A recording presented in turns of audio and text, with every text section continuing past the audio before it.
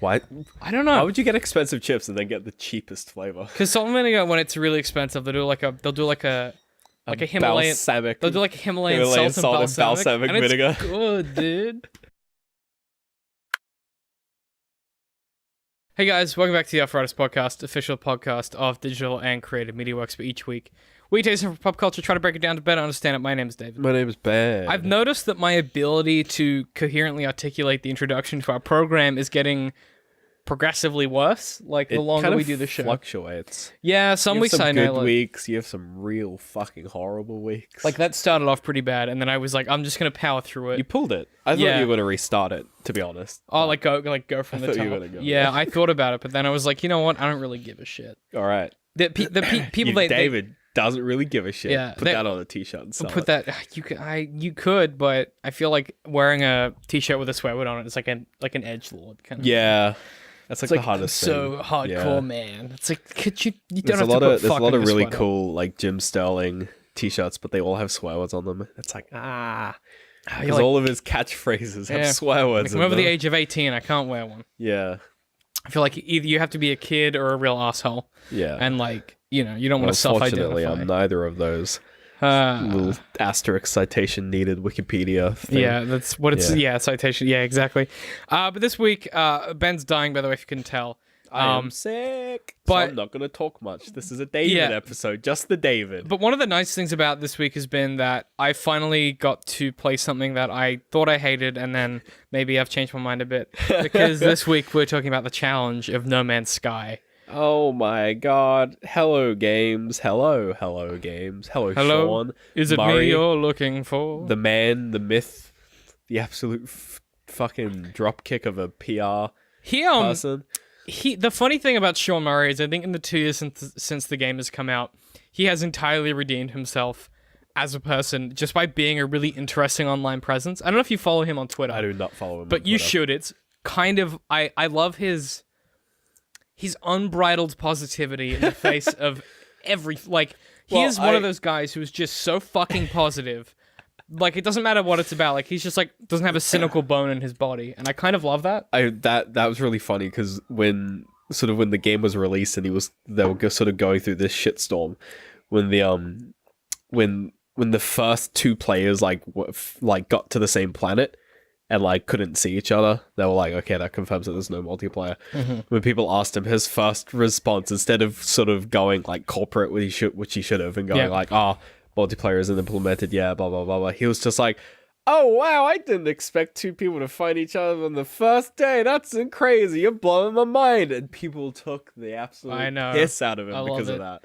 He's just a dude who like everything for him seems to be a revelation, and I He's- kind of don't hate that. You know what I mean? He's like a Peter Molyneux fanboy, but like in Peter Molyneux's shoes. Yes, Where it's that's just like, exactly what it is. He's like, he's reacting, he's getting really excited about what he's saying. yeah. like, He's as a it's- fan of himself. It's like so they posted there was a thing on Twitter today of like people have been posting their experiences with Next, which is the update they've just put out, which is what we're going to be talking about primarily. And one of my favorite things is like people are really excited about the game because it's kind of what they thought it was going to be when it first came out, and it is Yeah. that.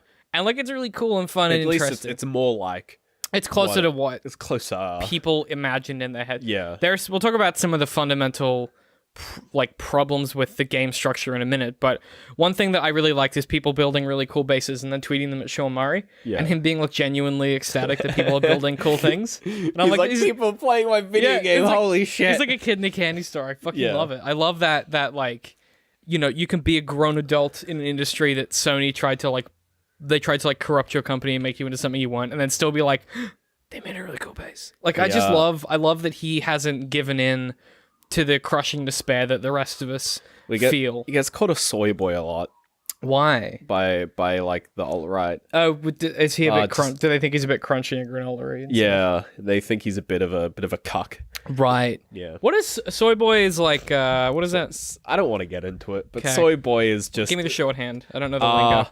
some people think that eating a lot of soy decreases your testosterone Oh, it makes levels. you like more It like makes a you woman. more like feminine, even though it's not how Yeah. it works. I Yeah. feel like if anything that would. Yeah. Anyway, probably increase. Yeah. It doesn't matter. But yeah, no, like it's interesting to me that So a bit about we have a whole episode where Ben literally explains to me beat by beat how this game came to be, and then like the history of that. Do we? Yeah, it was a while Did we do ago. an episode on this? Yeah, ages must ago. have. This It was game's about huge. 2 years ago. Yeah. This game came out 2 years And ago. yeah, so if you haven't listened to that, that covers like the history of like the development of the game, which Ben did a really good job of explaining, and like what happened with the development team. Apparently. I don't remember fucking. I don't any of remember it at But all. people were like, "Yeah, it's a really informative episode, David," and I'm like, "Sure, All right. cool." Same with Good the to PUBG hear. one, where they're like, "That was really in depth and interesting To analysis." be with fair, lots of data." I researched the PUBG Yeah. one.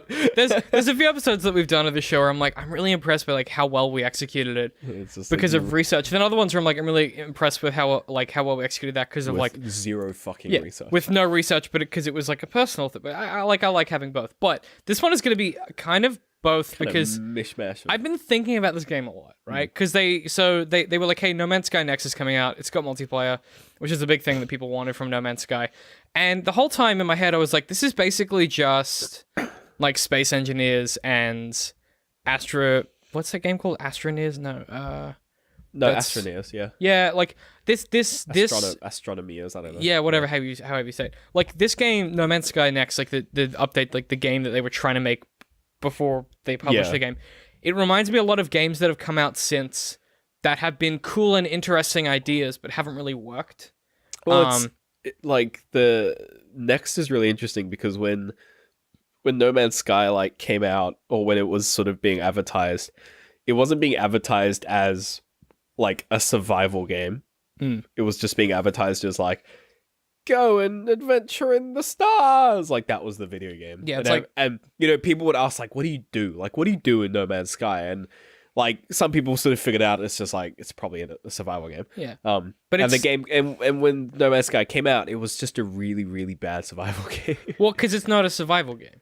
It's Well, more like a well, because it is now. well, here's the interesting thing about what they've done. This is one of my kind of gripes, I guess, with the game. When I say survival game, I mean like Minecraft level survival, where it's Yeah. like it's not really survival. It's like Minecraft on easy mode. Yeah, where Although- it's like and like Space Engineers, like Yeah, you not just not have like DayZ.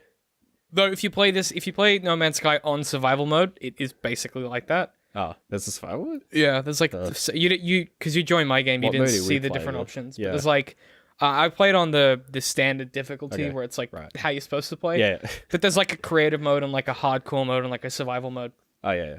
There's also a permadeath mode, which sounds fucking awesome. That sounds horrendous. Yeah, like that. I'm like, who wants? That's like DayZ. Yeah, I do But not want that. one of the cool things about the whole idea of this game is like it started off as this kind of mishmash of a bunch of ideas, and really like the people that liked it a lot were the people that played it and understood that it was what it was. Like they were playing it and they went, "Oh, I really like the idea Kinda of run around. yeah, you run around, you kind of do this stuff, and you travel from system to system, and it's kind of like meditation. Like you turn your brain off, you focus on this small task, and you kind of get into the flow of like No Man's Sky. Yeah. And I've been playing it for like the last 2 days since it came out. I'm trying to get in as many hours as possible before this episode, so I could speak from like some kind of authority. But there's asterisk. I've only played like 9 hours or something. I've played like Yeah. 2. Yeah. Yeah. Well, like, 'cause I just did my best to try and play as much as Yeah. I could. And I'm not really good at games like this where it's like there's resource management stuff because I tend to lose track of what I'm doing. Yeah. But I made like a really concerted effort to really focus in and do it. And what I've noticed playing it this time versus the first time is I understand a lot more of what I'm supposed to do, not because of like quest markers, but because the game design is better. Like, Well, there's more to do. It's not like in the first game you so quickly hit like just a wall where it's just like, what do I do now? Like there's nothing that I've learned that there's no like systems that I've learned that I can go babysit, or there's no like reason for me to stay on a planet, but at the same time there's no real reason to go to another planet except for just you have a vague idea if that's what you should do. and like maybe there's some stuff. Yeah, and like maybe black holes, fucking I don't know. But in this game, even with Next, the update, it's not a new game.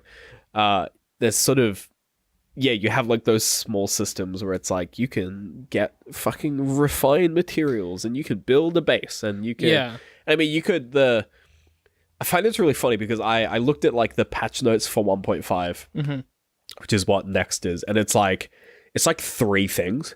It's like multiplayer, refining materials. You can build bases anywhere.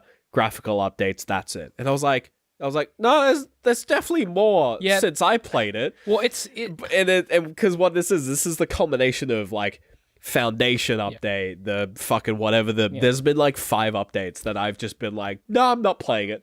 Yeah. But this one is the one where they were like, this is basically the free expansion, the free DLC. Yeah, this is the finished game. Yeah, like that's why they were just like, it's not the blank update, it's next. It's basically the sequel, but it's basically No Man's Sky 2.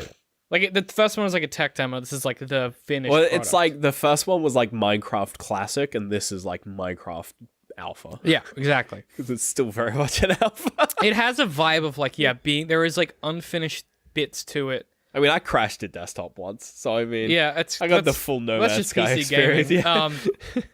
What I kind of like though is, so something that I was concerned about is one of the biggest problems with the first game is like, once you got enough credits to buy a really good starship, then it made the game really easy because it made warping more efficient and you'd use less materials and you had better guns, so you got damaged less often, so you had to repair less often. So you would just immediately just get over the hill. The difficulty. And there was kind of a curve there where it was like about 2 million credits was like to get a Class B starship, which would get you pretty much everywhere. Yeah. What they've done that's really interesting is that's been scaled up hugely since the original game came out to where now you can get a really good starship like for about 3 million credits. Like they've kind of bumped that up a tiny bit. But what's really cool is if you play the game enough and you pay enough attention and you just kind of fuck around with stuff that you see in the sky, you realize there's like a ton more things to do that like they just don't advertise. So like I came out of Warp into a new star system this afternoon, and like this frigate was being attacked by a bunch of like criminal or like I didn't know they were criminals, but like like space pirates and like their fighter ships, and I was like, there was like, hey, you can help defend them if you want, and I was like, okay, you finally helped defend them in this one. I was like, okay, and like the space combat's really cool and really fun, and like I really had a good time, and I like nearly died, but I got him, and I was like, cool, and it was like, and then I got an incoming message because there's now like a messaging comm system on the starship, and it was like, hey, the commander of the frigate wants to chat to you, presumably to like say thank you, and I was like, oh cool, he'll give me like some money or whatever, and I get there and he's like, yeah, I'm really sad, running a frigate's really hard, do you want it? I'm like, you're like, okay, sure. So I got this frigate and he was like, thank God, I really hate this job, and I'm like, wait, what? wait a minute, what? I had like a character to it. I was like, okay, so then I own this frigate, and I'm like, now what? Oh, what? And then he was like, yeah, go talk to this guy in the comm center, and I'm like, I suddenly went from like I jumped out of Warp, defended a ship, and suddenly I'm like trying to plan a trade route to somewhere. like it very quickly I was like, oh, this is real. And then it was like, oh, do this side mission and then build this room on the frigate so you can just, and like then accidentally a space captain. And then I was like, oh, you can build, like you can base build within the frigate, so you can build new rooms and like put in new shit. So I was like captain's quarters bitch. I got myself a bed, some nice plants. It was real nice. And then he was like, hey, you should recruit someone to run your base on your ship. And then I was like, oh, and then he sent me to a spaceport, and like suddenly unrelated to the rest of the game, I was like, well, I'm gonna make this a fucking dope ass frigate. And I was like, I'm gonna go get this space commander to run my base. And he was like, hey, you need to get a science officer to help me research stuff. Oh my God. So you can build new compartments and stuff. And it was just really like the friction of those systems never felt unnatural, where it was like he didn't just turn around and be like, here's a frigate, thanks. He was like, man, my job's really hard, I don't like this, help me out, man. And then he's like, hey, go. Like it felt very natural with the way that the game's written. And this is something that I want to talk about as well. Like the voice in No Man's Sky is much stronger than in other games I've seen. But like you'll go up to a weird altar thing on like some random planet, and it's got like a really interesting description and translation of like what you're seeing versus what you're reading. Right. I like the friction between those systems never feels like it's trying too hard. So like for instance, when I recruited that science officer, he was like, yeah, you got to convince someone to fucking come do this. Like no one's just going to do it for free. So you can like pay the guy, give him some unit of currency, or go do a quest for him.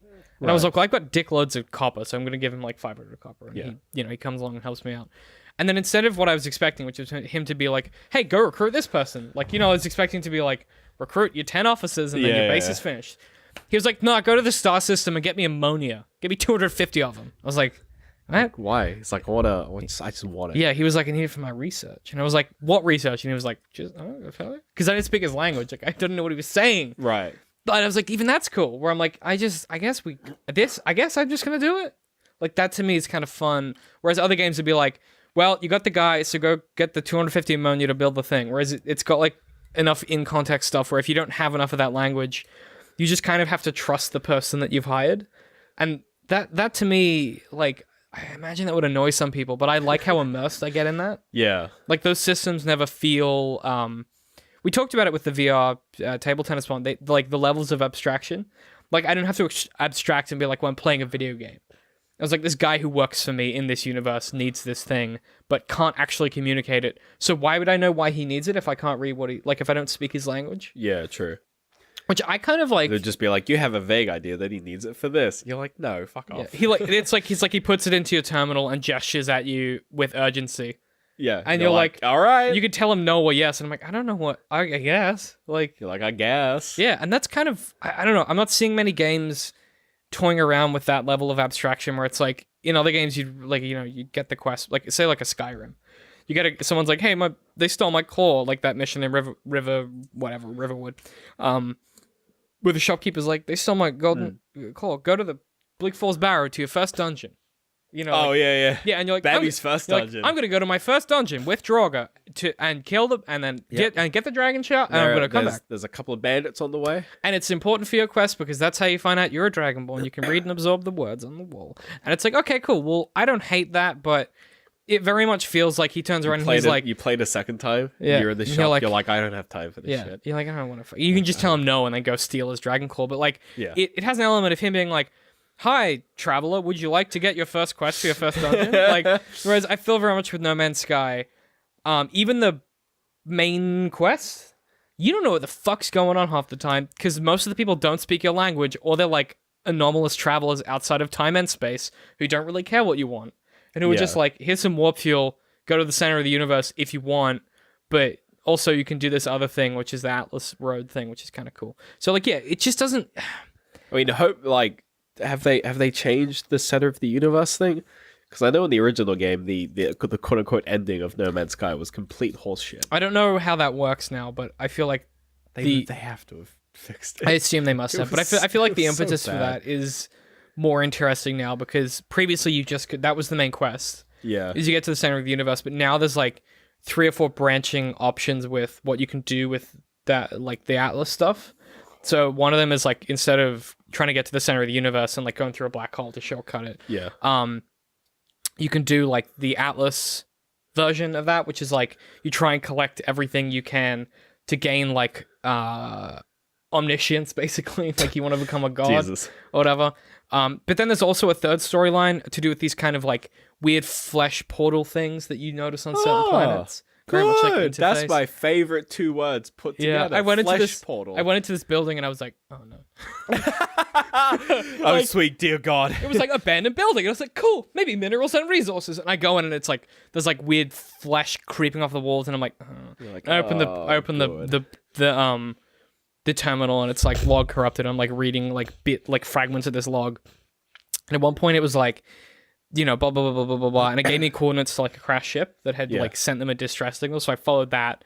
And when I read that ship's log, it was like another corrupted log, but it basically implied that like something had latched onto the ship during like space travel and murdered him. And that was why he attacked him. And that was why he crashed. Right. And then that gave me to like the coordinates to somewhere else. So it's really interesting how the game kind of teases you into these different storylines, but because a lot of it's in languages you don't understand or it's corrupted, you kind of it's kind of like actual writing where there's enough room that your imagination does some of the interesting work. Like you kind of get to formulate some of that yourself. Yeah. So I'm like, what if it was like something to do with this flesh portal? Like, I don't know what the fuck's here. And then it's like, but then also like it warns you. It's like, hey, you can salvage this ship, but like you don't know if this thing is still here.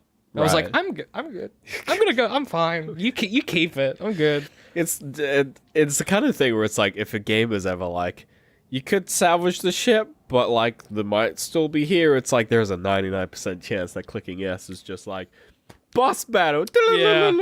Fucking Pokemon. It's like it's still there. Yeah. But I feel like with No Man's Sky, you don't like unless you've got a dope ass alien blaster, you're probably gonna get shredded. Yeah. Like regular Sentinel shred you for the first like 20 hours of game. Oh, the first thing I did when I played next was like get in and accidentally shoot a sentinel.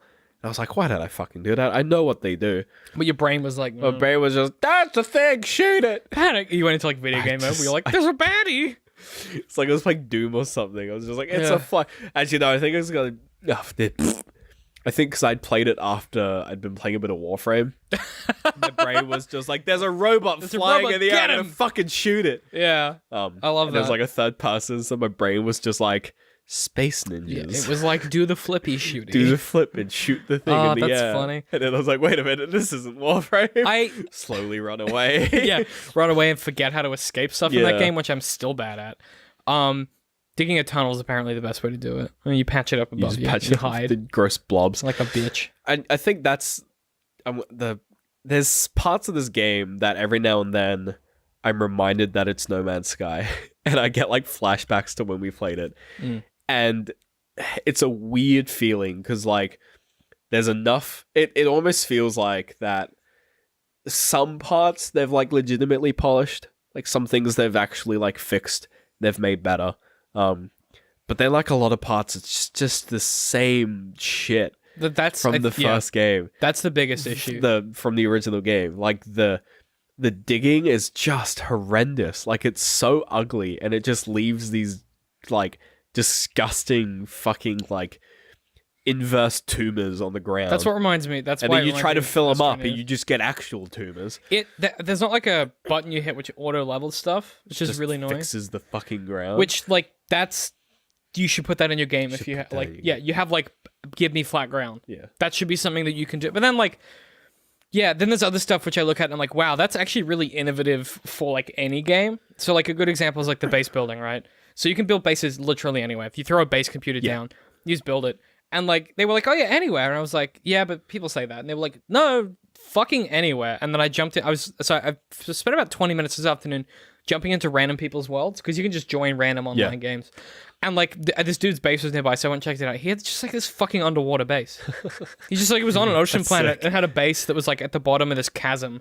Yeah, and I was like, that's fucking dope. That's sick. And I was like, that's awesome. And then some other guy who had like, there was like connected where it was there was at the top of the cliff was the main base, and then this giant staircase that went all the way down the side of the cliff to the bottom base where that was where he had like all of his resources, like all of his storage and stuff. And the top was like where all the landing platforms were for starships. Oh, that's tight. And I was like, that is so cool. Yeah. Like I think, and then he had his frigate in orbit above that.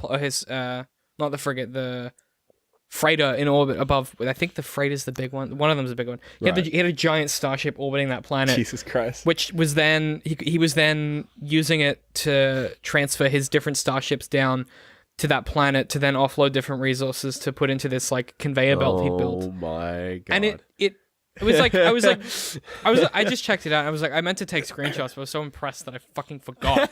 But like, it's a game that I could see, if you had a Saturday afternoon and you had a few beers and 2 computers, you could just sit around for hours on end and like achieve some really cool shit together. Like this is a game that for me, multiplayer makes so much sense to the point where it does, yeah. Like, so we played for like an hour and a half last night.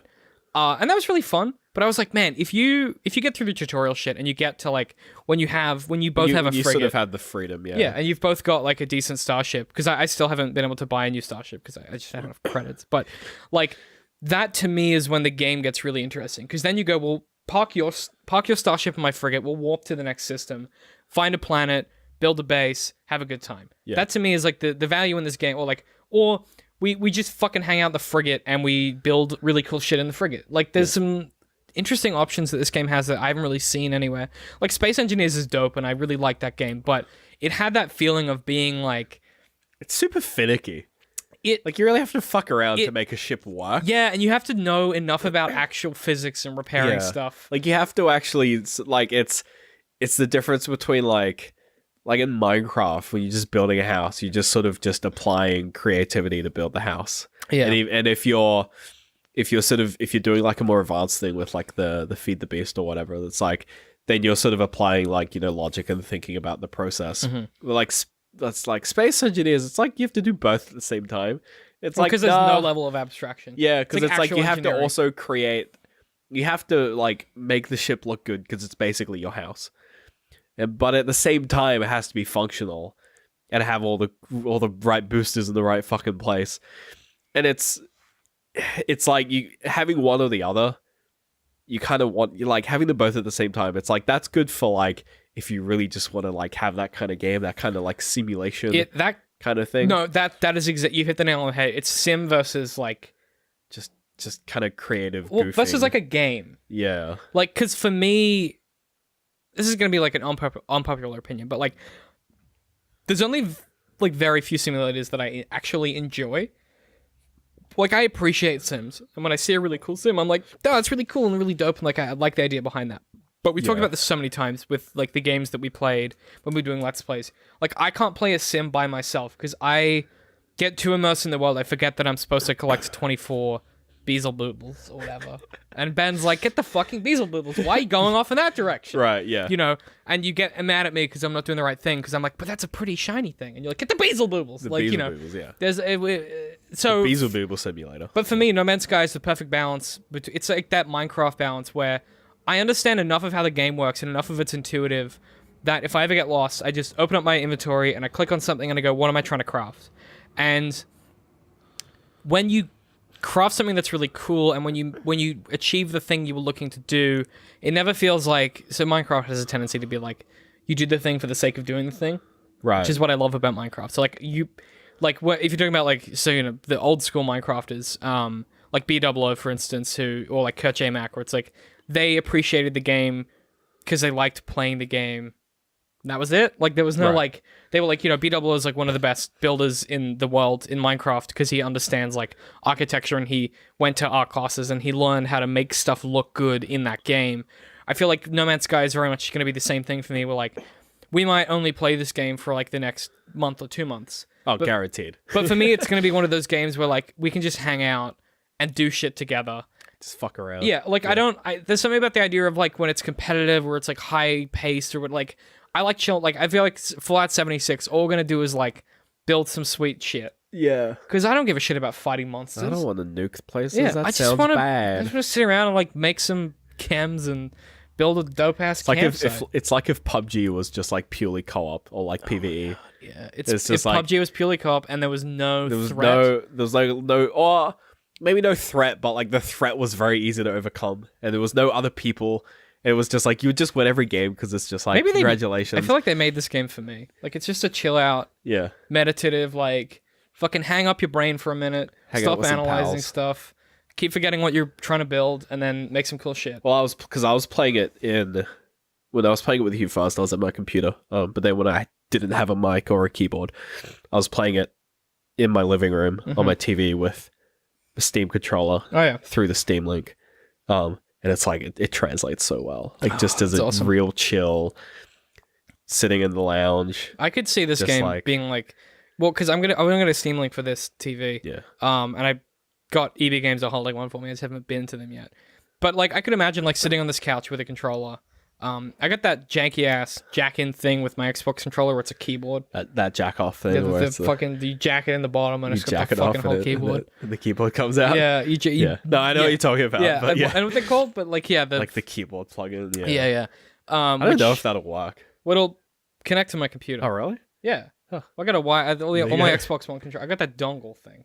The dongle. It's called a dongle. It's an Xbox One dongle. Oh, but please no, stop saying that. Please stop being so sexual about your equipment, David.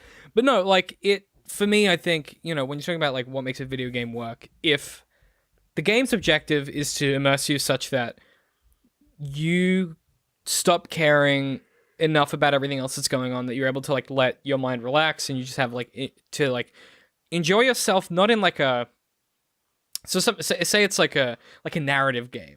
Right. So you're playing through an Uncharted. What's happening there is like you're becoming invested in that story and you kind of are invested in the fantasy of that narrative. What I like about No Man's Sky is that it knows it's a game, but at the same time there's enough going on within the game without too much abstraction that instead of me being like, well, what's my quest? I'm like, well, what was I doing? Like, why did I come to this planet? I'll check my log and be like, oh, I was collecting the ammonia for the guy. And I go, why was I? Oh yeah, because my science researcher needs it. It's different than being like, well, what's the quest? Do I need to go here and get this and come back? Like, Yeah. it's different than Fallout 4, which I've been playing a lot lately, which is like, go here because this person sent you because you need the caps to buy the thing to get the better gun to then do. I feel like No Man's Sky, even though it has a bit of that, there's enough in it that I don't like. It's not trying to be anything it isn't. I think that's what I'm trying to say. Right. Like when it came out, it was like, well, this procedurally generated, blah blah blah. But like a lot of the that was procedural it. generations like kind of the same. Yeah. And this kind of still has that problem where like there are a lot of different planet types now, but one of my biggest gripes is there's a scale issue in this game. So in that, this is one of the big things that people point to in that E3 trailer they showed many moons ago, which was the scale of everything in that was much bigger. So it was like really tall trees and like these huge kind of quadrupedal kind of dinosaur-looking creatures. And in their defense, like everything else now exists. Like when you get it, from the minute in that trailer when he gets into the starship and goes into space, and like all of that happens in the game now. But part of the problem with the procedural generation is it means there isn't any game design in the levels. Like there's no level design there's no level design, there's just game design. Yeah. So one of the disadvantages that you have there is nothing ever feels quite realistic because like you never just arrive at a planet that has a big city, which is what would happen in space, right? Like you never just arrive at a planet that like is all forest. Yeah. You know, they're all kind of a mix of like it's either really hilly, really barren, really radioactive, or it's got like a few shrubs, or it's completely ocean. Like they still haven't quite found out what it is that they're trying to do with that procedural so Minecraft took 9 years to get it right. Right? They spent fucking forever being like, and now they have enough biomes that when you spawn into a Minecraft world, it feels pretty realistic. Like when you play Minecraft now, you're like, I can see how the desert became, you know, this kind of tropical jungle, and then it became the ocean. Then the ocean gave way to it feels natural. The biggest problem that No Man's Sky has is each of the planets is like its own biome. So none of the planets feel real because they feel like they're just a one thing. Whereas in real life, I mean, planets aren't all just planets, you know, in our current solar system, they're either very just like all of the one thing, like all an extreme, or they're like wildly varied. I think the problem is all that you find in No Man's Sky is the wildly varied. We base that off Earth versus everything else. Yeah, well, because like we know that Earth would be the like mostly ocean planet in No Man's Sky, because Earth is like all water. So it makes sense from a game design perspective to take that as inspiration, but because there isn't a layer of abstraction, you kind of need like something weird to each planet that's going to make you be like, I remember that one. And I remember a few of them. Like I remember Paradise Planet because that's dope. Like Paradise Planet is like one of the most memorable planets, and it's like the second one you go to. Yeah. And that to me, I'm like, that's because they designed it because they knew that was like a quest planet that you might need. It's slightly different for everyone. Like that's still slightly randomly generated, but it would be cool to see. And I'm still in the early solar systems. And then the other thing they pointed out is there are, and this is what I want to this is why I want to play the game, is there are different systems that you can only get to if you have certain really rare warp engine like modifications, like red systems and green systems. And apparently those are ones that have like fucking insane buck wild worlds. But like you warp in and it's like the whole planet is like the lava ones. It's like on fire and shit. Or like you warp into one and it's like a giant forest planet. Yeah. And it's like, okay, that's a cool idea that you have to get better equipment to go see cooler stuff. But like, also it would be good if... But also, fuck off. Yeah, like it'd also be just good if you could just hang out. Also, fuck off a little bit. That seems a bit dumb. Yeah. And someone pointed out to me, because I was tweeting about it. I've been trying to tweet less, but I tweeted about it, and someone what do you call it? They DM'd me on Twitter. Slid into the DMs. I can't remember who it is. I apologize. You know who you are. They were like, hey, what do you think of No Man's Sky? Like, I know that you don't jump on Twitter, but I know that you probably get the email dings for these, and we were chatting. I think they watch a few of our things. And I was like, because I brought that up, I was like, it's really cool, but all the planets feel a bit samey. And they were like, oh, you should go off the path from the center of the universe and go, like, pick a direction and explore that way and see what you can find. Because apparently, like, the different colors of solar systems correlate to different things. So they've put in enough game design there where if you care enough to look, you'll find it. Yeah. But it's kind of that problem with Fallout 3 where because a lot of the consequences of choices in that game were really subtle, if you fast travel too much, you think the game doesn't have, like, consequence of choices because you don't see it. Right. No Man's Sky kind of feels like the same thing where because it is so big... Because it's Paradox, right? Because it is so big, the really good stuff, if you don't get lucky, you don't see it. And that to me is like kind of an interesting paradox of making a game like this where you want it to be infinite planets, and it's procedurally generated. But in that procedural generation, there is stuff that is better content than others. The natural side effect of that is because it is so big, and some of the cooler content is rarer. There's a chance that in your entire time playing the game, you won't see any of it. Nothing cool. So you'll think it's a shit game. Yeah. But does that make it a shit game? Maybe.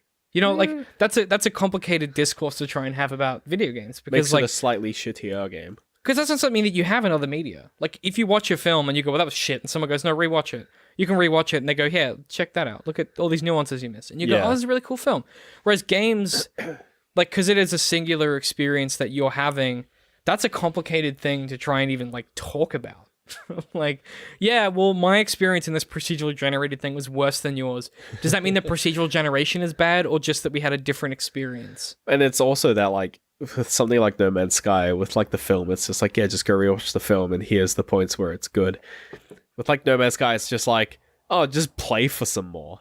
Like, it's not like you play again, because it's not really the kind of game Experience that has the an bad end. stuff again until you get to the good stuff? Yeah, it'd just be like, oh, just keep playing. And it's like, no, that sounds like a horrible idea. Yeah, it's such a weird, like, we haven't really got dialogue for that in, like, a popular sense for how you actually, like, even talk about games like that.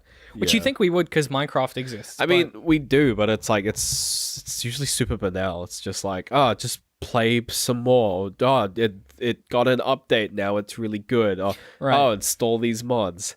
yeah, that's it. Yeah, absolutely. Like, those are the three options for, like, I didn't enjoy this game, but everyone else enjoys it. What do? I think that comes from, like, a problem, though, of people not wanting to, like, talk in a, like, because there is a critical conversation you can have about that game in a way that makes someone want to replay it with a different mindset. But it's so hard to fucking change the way someone's thinking that it's easy to be like, just put in the Tall Trees mod. Like, like, that's an easier thing to do. Yeah. So I don't know, like, if you guys have any thoughts, I would, like, genuinely love to hear them. Like, if you had a shitty experience or a good one, or, like, someone changed your mind about this game, or we haven't changed your mind, or we did. Like, I honestly, like, this whole thing that's happening with this game has never really happened before in this way, and I'm deeply fascinated by it.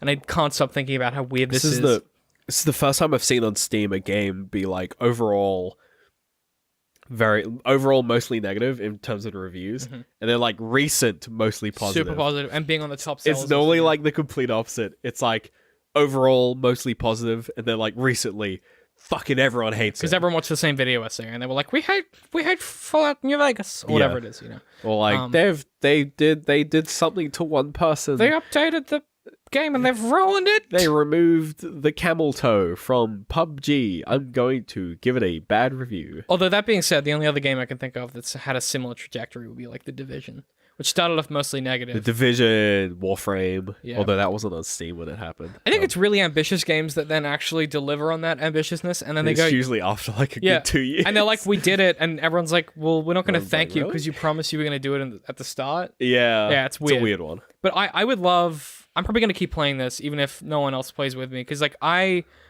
don't say this often because I'm not a big video gamer. Like I don't like playing video games, No. but this for me, I find it very meditative. I really enjoy the kind of subtlety of what they're doing, and I would love to see them kind of take it further in an interesting direction. So I think overall, like I'm pretty positive. I'm not like excited about the game, but I'm deeply fascinated by it, and I would love to find some more of the nuance in it as I play more. Yeah. Which I don't know. Like I think if nothing else, curiosity is the thing that you should always try and do with stuff that used to suck. Like you should be like, why did it suck? It's like, why does it not suck Yeah, anymore? and they kind of nailed quite a lot of that. Yeah. And that's kind of cool. And I'm looking forward to like building dumb things with my friends, and invariably we'll go away for 10 minutes and turn around and someone will build a giant penis. That's Yeah. gonna happen. It's just that's just it's the nature of the beast. the way the world goes. Yeah. That's not with the bang, but with the giant penis building. Put that on a Cool. t-shirt. Oh god. Do you have any recommendations for this week? I started doing audiobooks. Oh yeah, how's that going? Good. I'm currently listening to Lord of the Rings Oh yeah, because I haven't read the books. yeah. Because I'm a fake nerd. Oh no, it's isn't that how you get like thrown out of the nerd societies when you're like, yeah. listen to It's them? like I haven't read Lord of the Rings. Yeah, it's So hard I'm to currently read. listening to the audiobook. Hey, I mean the first one's good. Yeah, Yeah. I'm up to the shortcut to mushrooms. Oh, that's when it gets kind of wild. Yeah. And Tolkien loses his mind. I've also been rereading that first book because we're doing we haven't worked out the exact format yet, But we are doing a book club coming up, probably monthly, we're thinking. I'm probably not going to be part of it. Me listening to Lord of the Rings has just happened. Yeah, it's more for Ben's personal growth as a person this than... is more of just like I've Yeah. been needing to do this. but I probably yeah, won't be on the book it's going to be me, Laura, and then probably Aaron or someone else, depending on the month. We're still trying to work out a format.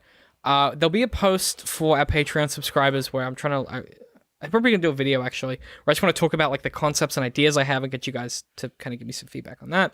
Because it's gonna be complicated. But I haven't really been doing much this week. I've been watching Archer for the first time, which I've been quite liking.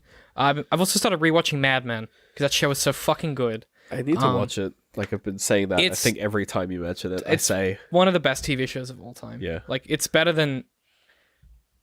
It might be the best TV show of all time. Like I think it genuinely might, and that's like I like Friday Night Lights a lot, but like Mad Men doesn't have a bad season or a bad episode. Like it's so deliberate and nuanced and interesting, and I would love for you to watch it just so we could do like an hour-long After Artists on it. all right. It honestly is like there is nothing. I'll put it on the list. Yeah, and it's a show that demands your attention because of how subtle it is, but at the same time, you can kind of like chill out and get most of the stuff. But then, good. Like this because I was gonna make a video about this, which I still might do. Explain Mad Max. Mad Max Fury. Mad Men. Fury Road. Mad Accountants. Max 4 Mad Men. Mad Men.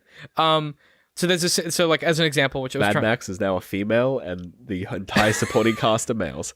This is just complete gender flip of. I would love if they did that, and I then love that so much. Then the right would lose their minds. They'd be really happy and also really upset. They'd be they like, wouldn't know what to do with themselves. Yeah.